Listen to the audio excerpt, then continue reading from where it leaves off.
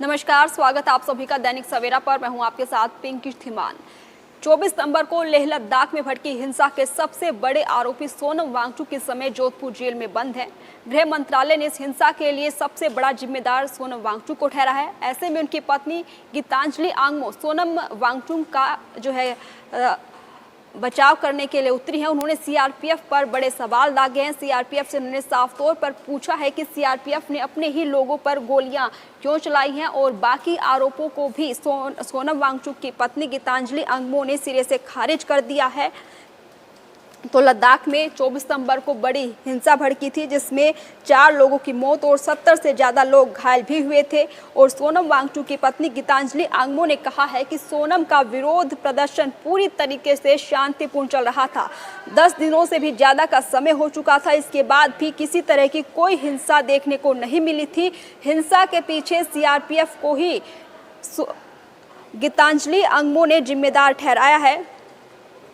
आपको बता दें कि लेह लद्दाख में हुई हिंसा के बाद सोनम वांगचुक को गिरफ्तार कर जेल भेज दिया गया था।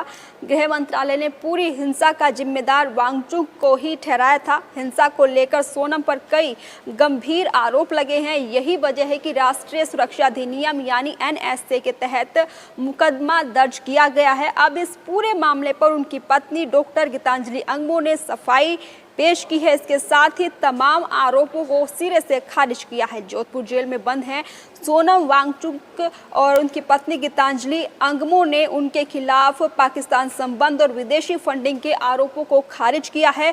उन्होंने कहा है जिस तरीके से आरोप लगाए जा रहे हैं वे बेबुनियाद हैं।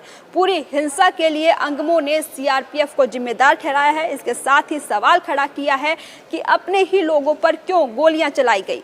इससे पहले शुक्रवार को लद्दाख डीजीपी ने कहा था कि सोनम वांगचुक पाकिस्तानी इंटेलिजेंस ऑपरेटिव के संपर्क में थे।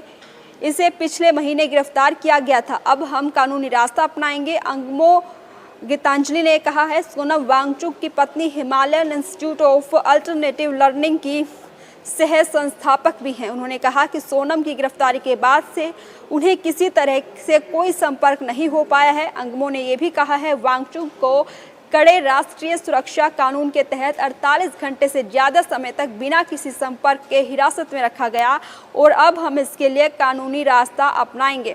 तो सोनम वांगचुक की पत्नी गीतांजलि आंगमो ने सीआरपीएफ पर ये बड़े सवाल खड़े किए हैं और कानूनी रास्ता अपनाने की भी बात कही है। तो सोनम वांगचुक की पत्नी गीतांजलि आंगमो सोनम वांगचुक का बचाव करने के लिए उतरी हैं और सीआरपीएफ पर बड़े सवाल उठाए हैं। अपने ही लोगों पर गोलियां क्यों चलाई, सीआरपीएफ से पूछा है।